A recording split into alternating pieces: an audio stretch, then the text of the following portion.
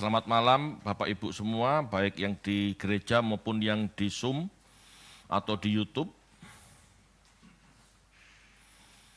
Bapak Ibu, kita akan melanjutkan Roma, ya, kitab Roma pasal 10 ayat 12 sampai dengan 21, ya, dengan judul menjadi pembawa kabar baik. Kabar baik di sini Bapak Ibu bukan masalah masuk surga saja. Membawa kabar baik bisa dipahami membawa suasana damai sejahtera. Membawa suasana sorga, bukan sorganya ya. Kita harus melihat dari banyak sudut pandang. Banyak orang Kristen berpikir kabar baik itu masalah mati masuk sorga. Sedangkan di dunia ini dibiarkan saja tertekan, dibiarkan saja depresi. Tidak seperti itu loh. Ya, Tuhan melatih kita untuk menciptakan suasana sorga. Masalah tempat, sorga yang baru, langit baru, bumi baru, itu gampang, itu urusannya Tuhan. Tetapi membawa suasana sorga itu yang sulit. Sebab kalau di sorga, suasananya tidak berbeda dengan di bumi karena manusianya yang resek. Sorga nggak akan beda dengan bumi ini. Ya, jadi membawa kabar baik itu membawa suasana sorga. Ya, dan ini yang tidak dipahami atau mungkin dipahami tapi ditolak sama Israel.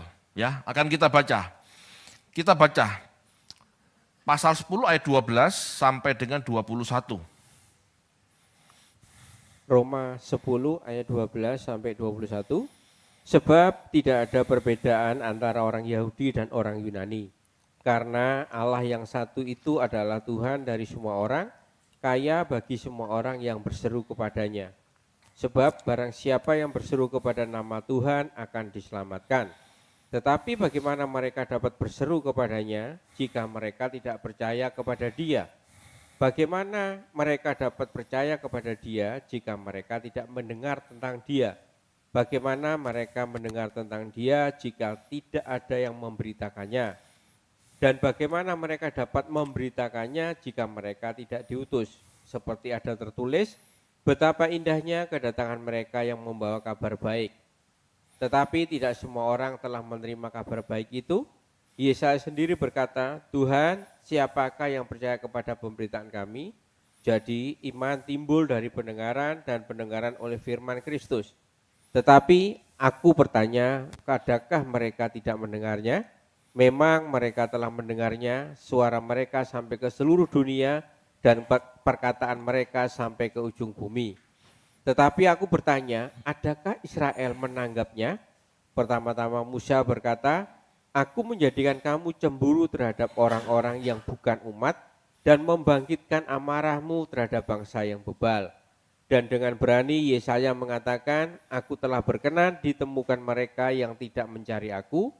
Aku telah menampakkan diri kepada mereka yang tidak menanyakan aku.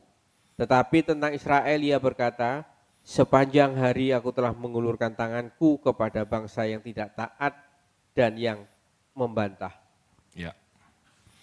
Bapak Ibu, kalau Anda membaca ayat-ayat ini, Anda harus masuk ke dalam suasana saat itu. Tanpa Anda memahami suasana saat itu, atau Anda berasumsi suasana saat itu sama seperti di Indonesia, di Banyuwangi saat ini, Anda pasti meleset. Ya. Bapak Ibu, Paulus sedang menjelaskan pemilihan Allah atas suatu bangsa menjadi alatnya.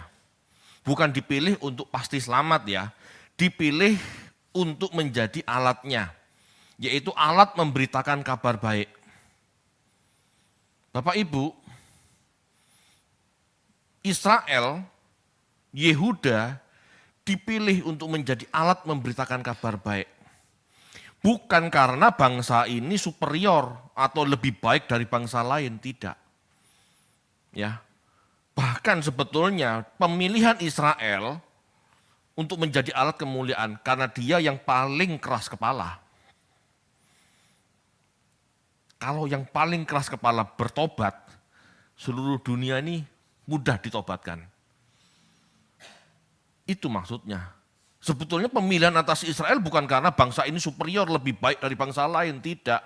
Bangsa ini sama saja dengan bangsa-bangsa lain. Ya. Jangan berpikir rasis, minder, merasa bangsa itu lebih hebat. Dia anak Allah selalu dibela. Tidak, kalau salah juga digebuk. Ya. Di Roma 10 ayat 12, di Amos 9 ayat 7, bangsa lain dengan bangsa Israel sama saja. Di mata Allah bangsa Israel itu sama dengan bangsa-bangsa lain. Ya. Tidak ada Yunani, tidak ada Yahudi. Ethiopia, Filistin, sama dengan Israel. Sama di mata Allah.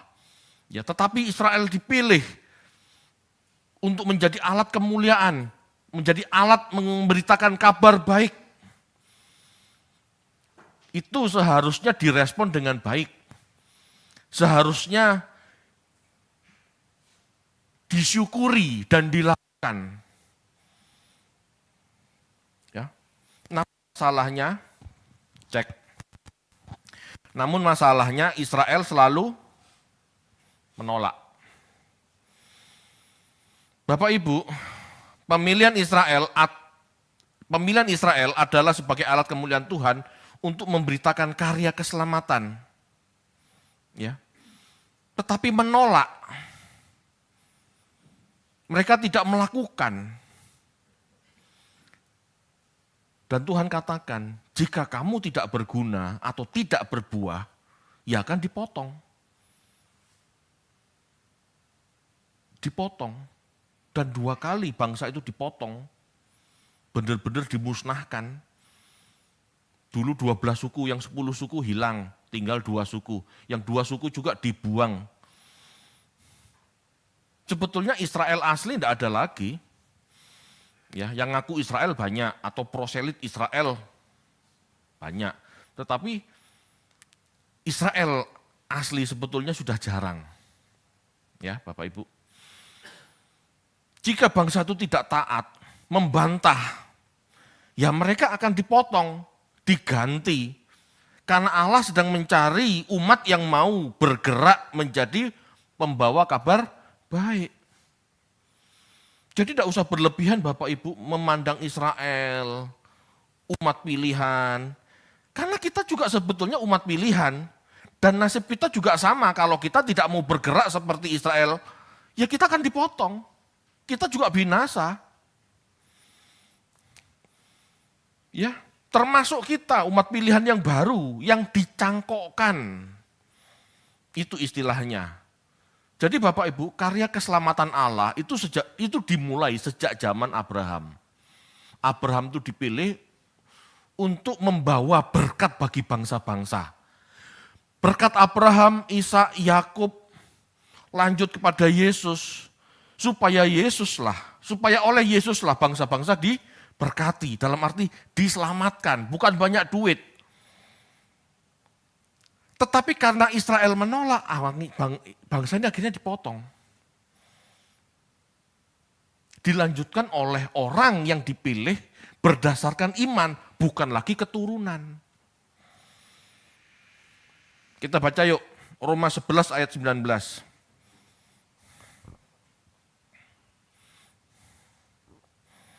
Roma 11 ayat 19. Mungkin kamu akan berkata, ada cabang-cabang yang dipatahkan, supaya aku dicangkokkan diantaranya sebagai tunas.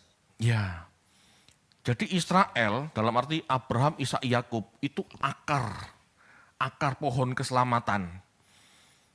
Dari pohon itu tumbuh ranting-ranting. Yang berbuah dilanjutkan, yang tidak berbuah dipotong. Gitu ya. Jadi Bapak Ibu, kita tidak usah sombong menjadi bangsa pilihan, menggantikan Israel pun jangan sombong. Kenapa? Lah kalau Israel sebagai cabang yang asli saja dipotong, apalagi kita kalau nggak bergerak. Apalagi kalau kita tidak membawa kabar baik, ya kita dipotong. Atau merasa lebih baik dari umat beragama lain. Sedangkan umat beragama lain sebetulnya lebih baik dari kita. lebih menjadi berkat, lebih membawa berkat. Abraham, Ishak, Yakub sekarang berdasarkan iman. Kenapa? Yang berdasar biologis tidak mau gerak. Kita baca Galatia 3 ayat 7.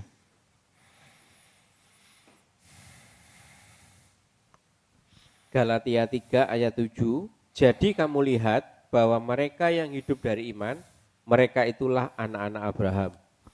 Ya, yang hidup oleh iman itu anak-anak Abraham. Bukan yang lahir dari karena keturunan biologis. Ya, ayat 14. Galatia 3 ayat 14. Yesus Kristus telah membuat ini supaya di dalam Dia berkat Abraham sampai kepada bangsa-bangsa lain, sehingga oleh iman kita menerima roh yang telah dijanjikan itu. Ya. Jadi berkat Abraham itu keselamatan melalui Tuhan Yesus, bukan duit loh Bapak Ibu. Jadi sangat salah kalau mengimani berkat Abraham itu duit. Berkat Abraham itu keselamatan melalui Yesus. Tolong ya, munculkan gambar. Ya, Bapak Ibu jelas ya. Seperti pohon Bapak Ibu. Akarnya, semula, awalnya gitu ya, berawal dari Abraham. Ishak, Yakub, sampai akhirnya menurunkan Yesus sebagai pokok keselamatan. Ya. Orang Israel Bapak Ibu, yang percaya Yesus, itu dipertahankan, itu namanya sisa Israel. Tetapi yang tidak percaya Yesus dipotong.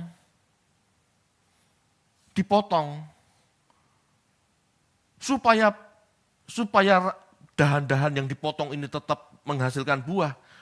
Kita, orang non-Yahudi yang percaya Yesus dicangkok, dipasangkan di situ untuk melanjutkan karya keselamatan. Karya keselamatan Allah ini tidak boleh selesai. Dari gambar ini bisa paham? Jadi kalau kita disebut menggantikan Israel, tidak salah.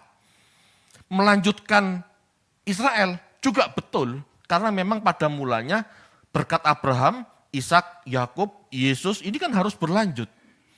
Berkat keselamatan, karya keselamatan Allah sejak purbakala ini kan harus berlanjut. Israel tidak mau, tidak apa-apa dipotong. Hei kamu bangsa lain yang mau menjadi pembawa terang, menjadi pembawa kabar baik, cangkok. Ini Bapak Ibu, ini pohon keselamatan yang Allah janjikan sejak zaman Abraham. Jadi bukan duit.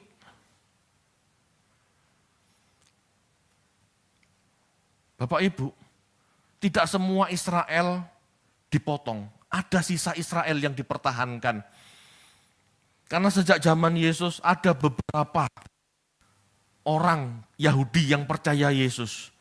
12 murid, 500 murid. Itu orang-orang Yahudi, gitu ya. Sampai di zaman sekarang ada orang-orang Yahudi percaya Yesus. Mereka lanjut, tidak semua dipotong. Bagi mereka yang percaya Yesus lanjut. Ya, kita akan lihat modelnya orang Yahudi yang percaya Yesus, yang mendapatkan pencerahan. Coba videonya ya.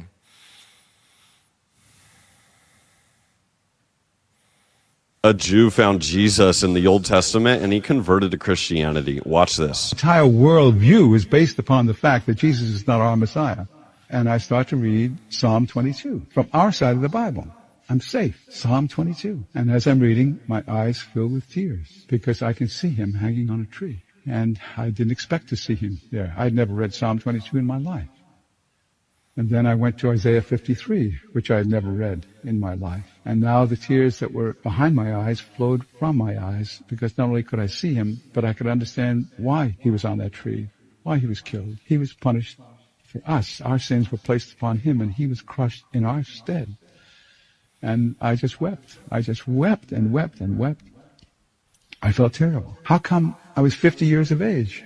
Been going to synagogue all my life. How come we never read Psalm 22 or Isaiah 53? And then I turned to Jeremiah 31, and at verse 31, I read an amazing statement. Jeremiah 31:31, in our side of the Bible says, God says, "Lo, the day is coming when I will enter into a new covenant were the house of Israel and the house of Judah. A new covenant God's promising to us Jewish people. A new covenant He's promising to us. I was raised to believe that the new covenant was for Gentiles only, not for Jews. And here is a promise from the living God saying that He's going to give to us a new covenant. I was astonished that I'd never known this before. And after a while I turned to the last part of the 9th chapter of the book of Daniel. It says that Jerusalem shall be destroyed, and the temple, by the prince who shall come after the Messiah is cut off. Well, I knew at this time that Jerusalem had been destroyed in the year 70. I knew that the temple had been destroyed in the year 70. I knew that General Titus was the Roman general who destroyed the city, and he was the son of Emperor Vespasian. Therefore, Titus was a prince. And if it only had stopped there, I would have been safe. Jerusalem shall be destroyed, and the temple by the prince who shall come. But there was a fourth part. The fourth part says, these things will happen after the Messiah is cut off, which said to me that either this book that I've been reading, these scriptures, the Hebrew scriptures, are nothing more than the story of the Jewish people, or the Messiah came before the year 70. Jesus really is our Messiah. Bapak Ibu, orang-orang Yahudi yang mau baca perjanjian lama dengan hati nurani yang bersih, menemukan Yesus. Karena Yesus tertulis di perjanjian lama. Ini orang Yahudi. Kebanyakan orang Yahudi tidak percaya Yesus, tidak percaya perjanjian baru. Kenapa? Karena mereka tidak baca perjanjian lama. Umumnya orang Yahudi itu baca Talmud. Baca pengajaran orang Farisi, baca pengajaran rabi-rabi. Tidak baca langsung. Kalau baca langsung, dia akan menemukan yang dijanjikan itu memang Yesus. Paulus memahami seperti orang ini. Itu sebabnya Paulus mau pergi ke bangsa-bangsa. Mau pergi menjadi rasul untuk bangsa-bangsa. Supaya kabar baik itu diberitakan sampai bangsa-bangsa. Dia tahu bangsa Yahudi menolak. Bangsa-bangsa harus terima Yesus untuk melanjutkan karya keselamatan ini. Bapak Ibu, Paulus menyatakan, proyek mencangkok, cek. Paulus menyatakan Bapak Ibu, proyek mencangkok ini sesungguhnya cara Allah mencari perhatian umat Israel yang tegar tengkuk. Israel tidak benar-benar dilepas, ya. Israel tidak benar-benar dibuang. Allah masih memikirkan Israel. Dengan cara apa? Memilih bangsa-bangsa lain untuk menjadi alat pembawa kabar baik. Memang di satu sisi ini anugerah buat bangsa-bangsa lain. Tetapi di sisi lain Allah sedang membentuk atau membuat orang Israel ini cemburu. Ya. Dengan dipilihnya bangsa-bangsa lain mengenal Allah yang benar, Musa mengatakan supaya bangsa ini cemburu. Aku menjadikan kamu cemburu terhadap orang-orang yang bukan umat sebetulnya. Dengan Yesus dipahami sebagai Mesias oleh bangsa-bangsa lain, harapannya orang Israel itu memilih, kok bisa ya? Gitu. Kok bisa ya? Kok aku nggak mikir sampai situ ya? Gitu ya.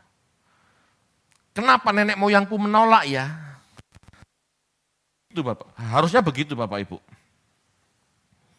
Ya. Bapak Ibu, Allah itu sumber berkat. Dalam arti keselamatan. Allah sumber berkat, yaitu keselamatan bagi mereka yang berseru kepadanya. Ya, dikatakan sebab barang siapa yang berseru kepada nama Tuhan akan diselamatkan. Keselamatan inilah kabar baik. Inilah berkat, inilah kabar baik. Dalam hal ini bukan urusan masuk surga semata, tetapi bagaimana hidup membawa berkat dan damai sejahtera bagi sesama, itu kabar baik. Itu kabar baik Bapak Ibu. Kenapa? Karena orang yang hidup di zaman Yesus itu tertekan. Tertekan.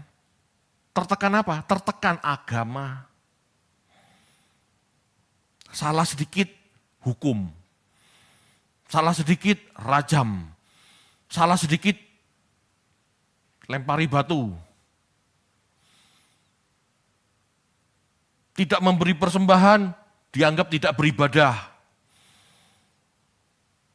punya penyakit dikucilkan, berdosa dipinggirkan. Anda tidak merasakan, tetapi saat itu Bapak Ibu, masyarakat Yehuda itu hidup penuh dengan tekanan, hidup penuh dengan kegentaran, intimidasi. Dari siapa? Dari tokoh-tokoh agama. Tidak usah jauh-jauh di zaman itu ya, di zaman sekarang saja Bapak Ibu. Kalau Bapak Ibu ke gereja, lalu tidak perpuluhan, lalu ditegur dari mimbar. Siapa yang tidak perpuluhan? Siapa yang mencuri milik Tuhan? Enak gak perasaannya? Saya yakin gak enak. Apalagi di zaman itu Bapak Ibu, seluruh Yudea itu modelnya seperti itu. Hidup jadi gak nyaman. Bukan kabar baik. Kabar yang mengancam, kabar yang mengintimidasi yang ada. Ya, jadi harus tahu Bapak Ibu. Saat itu seperti itu. Gitu ya.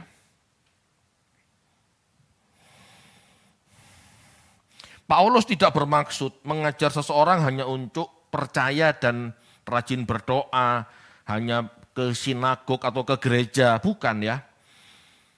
Paulus mengatakan, barang siapa yang berseru nama Tuhan akan diselamatkan. Ini sebagai tahap awal orang mendengar pemberitaan. Mereka harus mengerti, percaya, berdoa, dan melakukan sebagai proses selanjutnya yang tidak akan pernah selesai sampai menjadi karakter. Ya, jelas Matius 7:21 mengatakan, bukan orang yang berseru Tuhan, Tuhan, tetapi orang yang melakukan kehendak Bapa. Bapak Ibu, inilah yang dimaksud membawa kabar baik. Setiap orang percaya Yesus seharusnya hidup seperti Yesus hidup dan menjadi berkat bagi lingkungan. Hidup seperti Yesus hidup itu pasti menjadi berkat bagi lingkungan. Kenapa? Karena enggak suka mengancam, tidak suka mengintimidasi. Setiap orang percaya yang dicangkokkan sudah seharusnya memberitakan kabar baik. Jangan kita menjadi orang Kristen memberitakan kabar buruk terus. Berusahalah memberitakan kabar baik. Jangan sampai, waduh nek orang iki teko beritanya gak enak wis. Nah, jangan. Biasakan kehadiran kita membawa sukacita bagi komunitas kita. Kita harus jadi terang dengan melakukan apa yang Israel tidak lakukan. Ya, kita harus menjadi teladan bagi hidup semua orang sehingga banyak orang diselamatkan. Sekali lagi ini bukan tentang menjadikan orang lain beragama Kristen, tetapi menjadikan setiap orang mengenal cara hidup Yesus dan mengikuti nilai-nilai kebenarannya. Kalau kehadiran seorang membuat kita terancam, waduh gak enak wong iki teko. Omongannya gak enak, nyelekit, omongannya membuli, omongannya menuduh, omongannya seperti itu, tidak membawa damai sejahtera. Ini bukan seperti Kristus. Ya. Setiap orang harus hidup seperti Yesus supaya tertarik mengenal Yesus. Kita ini etalase berjalan, etalase Kristus yang berjalan. Ayo tunjukkan bagaimana seharusnya hidup. Bapak Ibu, kita akan cek beberapa model hidup Yesus yang seringkali terlewati. Ya, ini ada banyak, cuman saya sebutkan 6. Yesus Bapak Ibu hidup penuh dengan kesederhanaan, penuh dengan kasih. Yesus hidup sederhana, penuh dengan kasih. Yesus hidup sederhana ini bukan sok sederhana atau sok miskin, tidak. Tetapi dia mau berbagi, dia mau membantu sesamanya. Dia sedang mempertontonkan hidup secukupnya. Bapak Ibu, pertanyaannya, kalau Yesus mau jadi orang kaya saat itu bisa enggak? Bisa, sangat bisa. Sangat bisa. Tak sembuhkan kamu ya. Yang buta melihat. Yang pincang berjalan. Habis sembuh, 10.000 dong. Kaya enggak kira-kira? Kaya. Jangankan itu, dia bisa buka toko roti O. Betul enggak? Kalau dia mau kaya bisa. 5 roti, 2 ikan, dia lipat kali gandakan, lalu dia buka toko. Dia jual. Paling murah saja. Kaya enggak? Kaya. Tapi dia enggak lakukan itu. Karunia yang dia punya untuk dibagikan. Apa yang kita punya, sudahkah kita pikirkan untuk kita bagikan buat yang mereka membutuhkan? Ini hidup seperti Yesus. Itu sebabnya orang yang mau hidup seperti Yesus, pasti berusaha hidup sederhana. Bukan sok miskin ya. Dia berupaya hidup secukupnya, sepantasnya, selebihnya. Tuhan, apa proyekmu buat aku? Dia enggak menyisihkan. Ya dia enggak menyisahkan, tapi dia menyisihkan. Ini istilahnya Pak Eras. Apa yang dia punya, dia akan bagikan.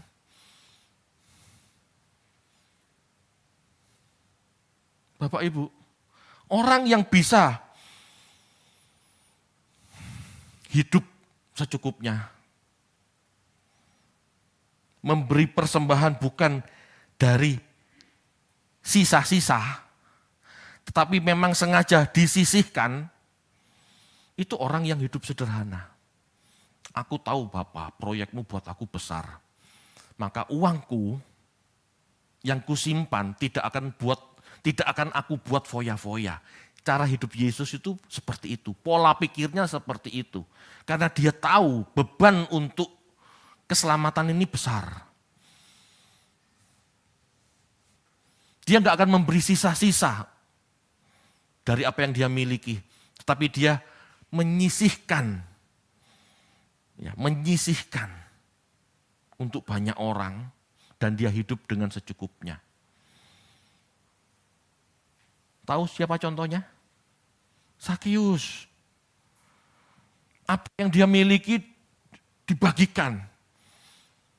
Bahkan kepada yang bersalah dia ganti 4 kali lipat. Itu loh gaya hidup Yesus. Makanya begitu Sakius mengalami ini, Yesus mengatakan ada keselamatan di rumah ini. Jadi hidup seperti Yesus hidup, tidak mikirin dirinya. Dia mikirin pekerjaan Tuhan. Kedua, hidup Yesus tidak memisah-misahkan kekudusan dari tampilan fisik atau strata sosial seperti orang Yahudi. Orang Yahudi itu Bapak Ibu memisah-misahkan kekudusan dari strata sosial. Oh pelacur, kudus. Rajin pelayanan, kudus. Itu. Kekudusan yang Yesus lakukan berdasarkan dari hati, motivasi. Setiap orang yang mau bertobat itu kudus. Termasuk pelacur, termasuk pemungut cukai. Yang dikatakan Yesus akan mendahului orang-orang beragama. Kenapa? Karena hatinya mau berubah. Orang beragama merasa sudah benar, tidak mau berubah, mereka akan tertinggal. Orang yang punya pola pikir seperti ini, nggak akan mengancam Bapak Ibu. Nggak akan mengancam. Dan orang-orang berdosa tidak akan terancam. Ngerti ya maksudnya ya? Pemungut cukai, pelacur, di dekat orang seperti Tuhan Yesus, nggak akan gusar. Dia nggak akan merasa terhakimi.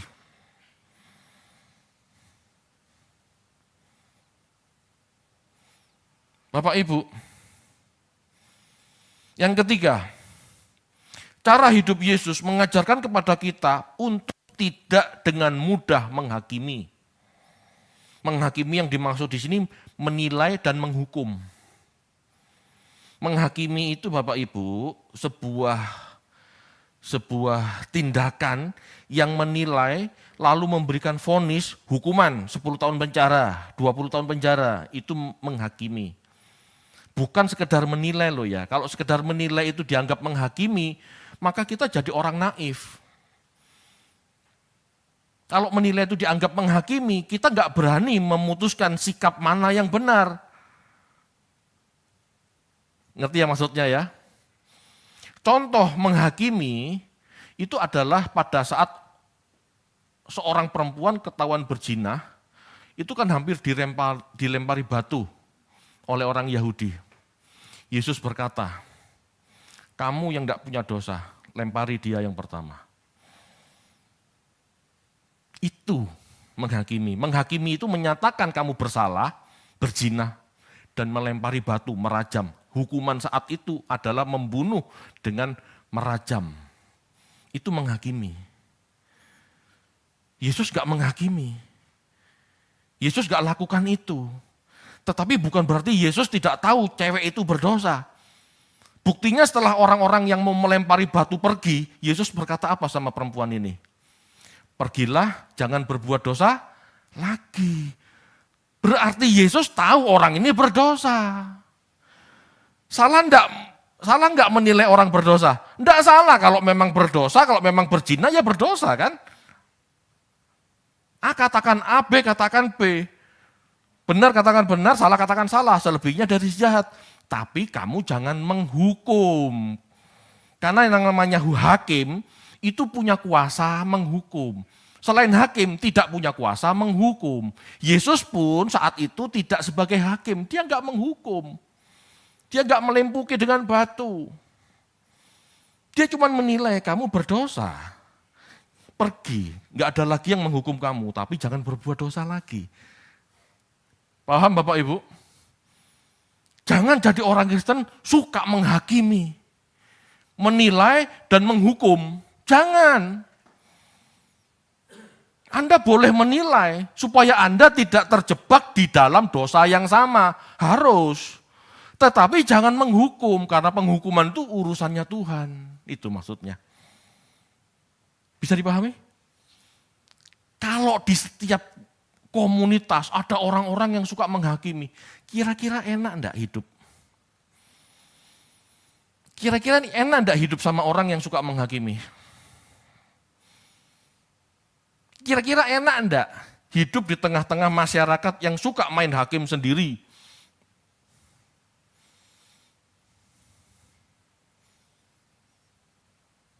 Halo? Enggak enak. Di bulan tertentu, orang yang tidak puasa disuruh ikut puasa. Orang miskin yang butuh uang, buka warung, ketakutan. Takut apa? Takut dihakimi. Kafir, tutup warungmu. Kalau enggak dihancurkan. Enak enggak hidup di tengah-tengah masyarakat seperti itu? Itu maksudnya. Yesus gak lakukan itu. Sehingga hidup yang seharusnya damai sejahtera, rusak gara-gara orang yang sok beragama ini. Sok paling suci ini, yang sukanya main hakim sendiri ini. Yesus tidak mengajarkan itu. Dengan Yesus mengatakan jangan berbuat dosa lagi.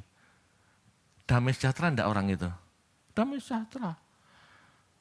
Kalau dia bertobat, puji Tuhan. Dia enggak bertobat, urusannya sama Bapa. Atau sama Yesus nanti kedatangan kedua jadi hakim. Jangan suka menghakimi Bapak Ibu.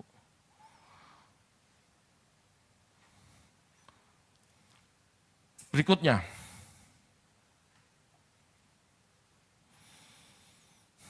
Mengutamakan ciptaan Tuhan lebih dari keberagamaan.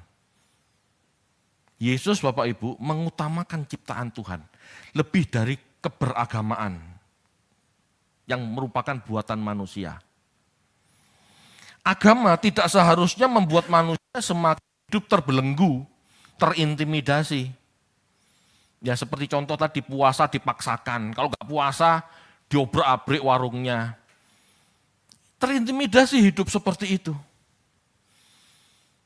Tapi Yesus tidak. Dia mengutamakan ciptaan Tuhan. Kalau kamu lapar, ya makan.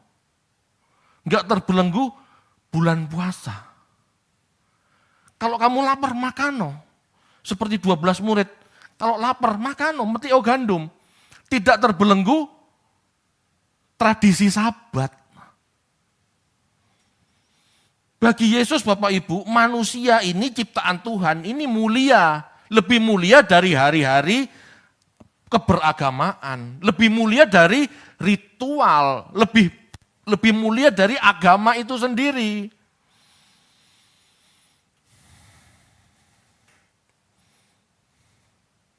Kalau orang melakukan keberagaman dengan sukarela, enak enggak? Enak. Tapi kalau dipaksa, enggak enak. Bapak Ibu, minggu depan awal bulan, jangan lupa perpuluhan. Amin. Enak enggak? Enggak enak Bapak Ibu. Kenapa? Karena setiap keluarga punya kebutuhannya masing-masing kan. Belum tentu dia bisa mengembalikan perpuluhan atau kasih perpuluhan persembahan. Belum tentu. Orang kalau minggu depan sudah ditakut-takuti bayar perpuluhan sedangkan dia ini punya kebutuhan. Atau mungkin memelihara orang tua gitu ya. Datang ke gereja enggak kira-kira? Enggak. Bahkan kalau seandainya datang dia cepat-cepat pulang. Takut disindir Pak Gembala. Bukan di sini ya, kalau di sini tidak ada perpuluhan. Anda ngasih puji Tuhan, tidak ngasih haleluya. Tapi saya percaya kalau Anda dewasa, Anda pasti ngasih. Keberagamaan Bapak Ibu, jika kita lakukan dengan kesadaran, dengan pengertian itu enak. Damai sejahtera. Ini loh yang Tuhan harapkan. Kesadaran setiap orang yang bertobat. Bukan kewajiban seperti umumnya agama. Membelenggu, mengintimidasi. Itu kabar baik sebetulnya. Selanjutnya. Yesus mengutamakan hormat pada orang tua daripada tradisi persembahan. Yesus mengutamakan lembaga bentukan Allah daripada lembaga manusia. Agama itu lembaga manusia Bapak Ibu. Ya. Yesus sedang mengajarkan bahwa setiap orang harus memperhatikan orang tuanya. Ya, harus memelihara orang tuanya yang semakin renta di masa tuanya. Peliharalah. Agama tidak boleh memonopoli umat. Oh, persembahan tuh harus ke gereja. Kalau bukan ke gereja, salah. Tidak bisa seperti itu. Kita harus memperhatikan gereja, betul. Tetapi jangan lupa pemeliharaan orang tua. Karena orang tua itu satu-satunya milik kita. Kita satu-satunya juga milik orang tua. Siapa yang memperhatikan orang tua kalau enggak kita? Kalau gereja, yang memperhatikan gereja ini kan orang banyak. Ayo rame-rame. Tetapi orang tua, ajaran seperti ini Bapak Ibu, damai sejahtera enggak? Mendatangkan damai sejahtera enggak? Orang tua senang. Oh, aku diperhatikan. Ada damai sejahtera. Bagaimana perasaan orang tua yang seharusnya dapat bantuan, dapat support dari anak, tiba-tiba pendetanya, enggak bisa, perpuluhan dulu, untuk Tuhan dulu. Nyaman enggak orang tua seperti itu? Enggak nyaman. Enggak ada damai. Kabar buruk, bukan kabar baik itu. Lalu anaknya bicara, hai orang tua, apa yang seharusnya jadi pemeliharaanmu sudah kuberikan kepada bait Allah.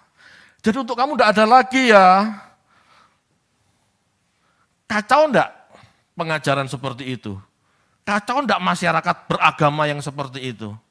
Kacau. Enggak ada kabar baik Bapak Ibu. Enggak ada kabar baik bagi orang tua kalau seperti itu. Akhirnya orang tua kerja terus sampai tua, sampai mati. Padahal tidak seperti itu. Hukumnya loh Tuhan jelas. Hukum Allah jelas katakan, hormati orang tuamu itu bukan berarti mantuk-mantuk tok. Hormati orang tuamu itu peliharalah orang tuamu. Meskipun memang orang tua tidak boleh juga menuntut berlebihan, tidak boleh. Tetapi orang jadi anak itu harus ngerti. Gitu. Amin. Enak enggak punya masyarakat seperti ini? Itu loh kabar baik. Kalau kayak begini enggak bisa, jangan ngomong masuk surga. Di surga sama tegangnya seperti di bumi. Betul enggak? Di surga diubur-ubur perpuluhan juga, apa enaknya? Yang Tuhan inginkan kedewasaan rohani kita. Beri dengan sukarela. Bapak Ibu, yang keenam, ajaran Yesus mengutamakan kasih terhadap sesama, bahkan kepada musuh, daripada persengketaan atau permusuhan. Yesus menolak penggunaan senjata untuk membunuh. Ya, Yesus mengajarkan Allah mencintai kehidupan dan kedamaian daripada cita-cita politik. Saat itu Bapak Ibu, cita-cita Israel itu mendirikan kerajaan Daud kembali. Orang tertekan. Tidak semua orang mau perang. Tapi begitu tokoh-tokoh yang mengaku Mesias, ayo kamu, ayo berjuang, ayo kamu ikut aku melawan Roma. Bagi orang-orang yang tidak suka perang, stres enggak? Diajak sama tokoh-tokoh politik ini untuk perang, mendirikan kerajaan Daud. Stres. Aku tidak mau ninggalin anak bujuku hanya untuk mendirikan kerajaan Daud. Banyak yang berpikir, Allah yang akan mendirikan kerajaan Daud, bukan dia. Lah kok diajak perang? Mesias palsu kan gitu. Mesias palsu itu Yesus katakan, ngajak perang. Bapak Ibu, Yesus mengajarkan Allah mencintai kehidupan dan kedamaian daripada cita-cita politik. Allah sumber kehidupan sedang memelihara kehidupan.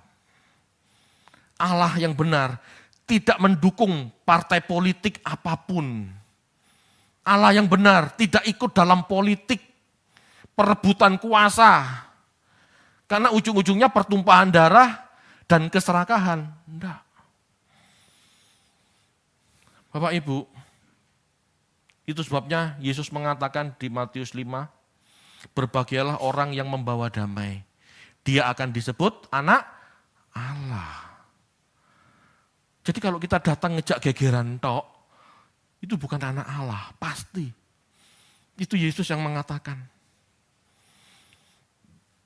Bapak Ibu, masih banyak lagi contoh-contoh lain ya. Ini perlu kita resapi. Pembawa kabar baik adalah pembawa suasana yang damai sejahtera. Pembawa kabar baik adalah pembawa suasana sorga. Dengan menciptakan orang-orang yang berkarakter Kristus, berkarakter Allah, maka tercipta suasana sorga. Di sorga Bapak Ibu, tanpa sikap hidup seperti ini, maka sorga hanya akan menjadi kabar buruk yang sama seperti di bumi ini. Paham maksudnya? Ada satu negara saat ini yang bisa Anda lihat seperti Yudea zaman itu. Anda tahu negara itu? Afghanistan. Afghanistan itu diperintah oleh orang Farisi, sama seperti Yudea.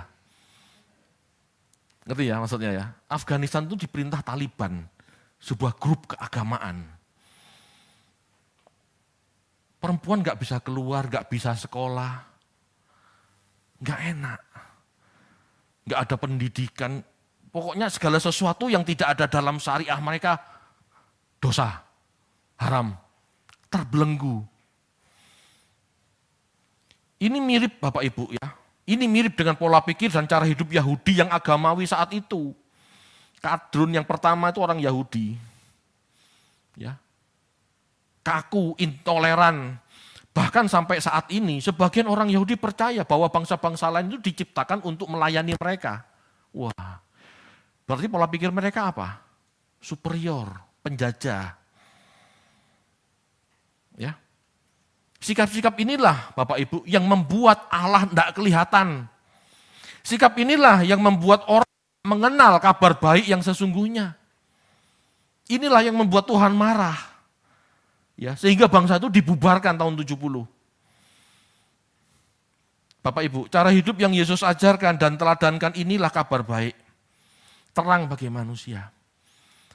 Kalau setiap orang hidup seperti Yesus, terang enggak masyarakat itu? Terang, menyenangkan hidup di masyarakat yang mengampuni, yang enggak suka menuduh, enggak suka menghukum, enggak suka main hakim sendiri, saling menolong, berbagi hidup. Enak enggak masyarakat seperti itu? Itulah suasana surga, itulah kabar baik. Kalau kita belum bisa menciptakan kabar baik seperti ini, ya jangan pikir ke surga, rusak lagi surga. Kita diperintah Allah, kita diperintah Yesus untuk hidup seperti dirinya, supaya kita membawa kabar baik. Ini loh orang-orang seperti Yesus. Maka dunia lebih baik Bapak Ibu, itulah kabar baik. Amin. Cukup ya, mari kita berdoa.